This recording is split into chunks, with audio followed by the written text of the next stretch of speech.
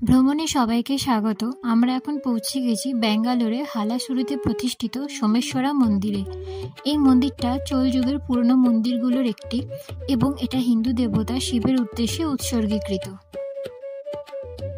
গেজেটার of Mysore 1887 Benjamin Lewis Rice এই মন্দিরের প্রতিষ্ঠার পেছনে একটি কাহিনী বর্ণনা করেছেন, যেখানে আমরা জানতে পারি রাজা কেম্পেগৌড়া শিকারে যাওয়ার সময় তার রাজধানী ইয়ালাহাঙ্কা থেকে কিছুটা দূরেই চলে গেছিলেন। তো শিকার করে ফেরার সময় তিনি ক্লান্ত হয়ে একটা গাছের নিচে ঘুমিয়ে পড়েছিলেন। তখন স্থানীয় দেবতা সোমেশ্বর তাকে স্বপ্নে দেখা দিয়েছিলেন এবং তার যে সমাহিত ধন সম্পত্তি রয়েছে তা ব্যবহার করে সোমেশ্বরের সম্মানে একটি মন্দির নির্মাণের নির্দেশ করেছিলেন এবং এই মন্দির প্রতিষ্ঠার বিনিময়ে ঐশ্বরিক সম্পত্তির অনুগ্রহ লাভ করবে। তো কেম্পেগৌড়া গুপ্তধন খুঁজে পান এবং কর্তব্যের সাথে তিনি পরবর্তীকালে মন্দিরটা সম্পন্ন করেন। আস্তে আস্তে ভেতরটা ঘুরে নেওয়া যাক।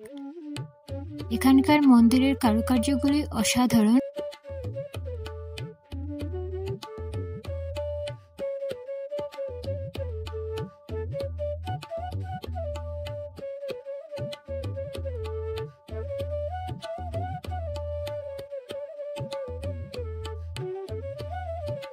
যাই হোক, ভেতরে ঢুকে আমরা প্রথমে এই যে পিলারটা দেখতে পাচ্ছি, এটা হচ্ছে ব্রাহ্মসভা। এটা মন্দিরের পূর্ব দিকে আছে আর এটা উচ্চতায় 18 ফিট।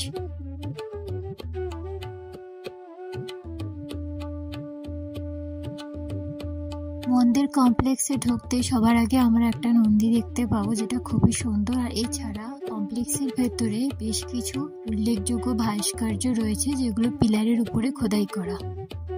এই খোলা মণ্ডপে টোটাল 40টা স্তম্ভ বা পিলার রয়েছে, যার মধ্যে প্রত্যেকটাতে দেবদেবীর ভাস্কর্য খোদাই করা আছে।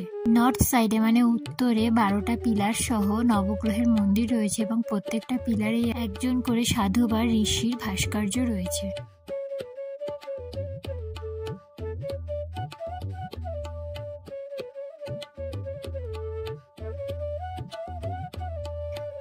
এছাড়া এখানে আমরা কিছু উল্লেখযোগ্য ভাস্কর্য দেখতে পাচ্ছি, যেমন রাবণ শিবকে সন্তুষ্ট করার জন্য কৈলাস পর্বত তুলেছেন, মা দুর্গা মহিষাসুরকে বধ করছেন।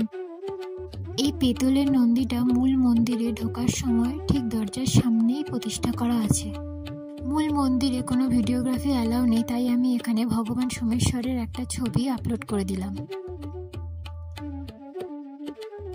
আচ্ছা, এই প্যাসেজে আমরা সবার আগে নটরাজকে দেখতে পাচ্ছি এবং তারপরেই দেখতে পাচ্ছি নয়নারদের।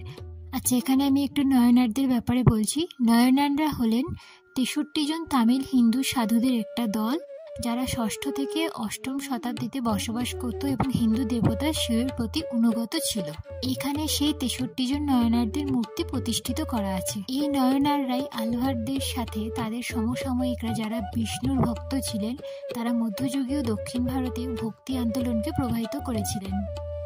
আমরা এখন মেন মন্দির থেকে বাইরে বেরিয়ে গেছি এবং মেন মন্দিরের বাইরে অনেকগুলো ছোট ছোট মন্দির আছে। বাকি মন্দিরগুলো ঘুরে দেখা যাক।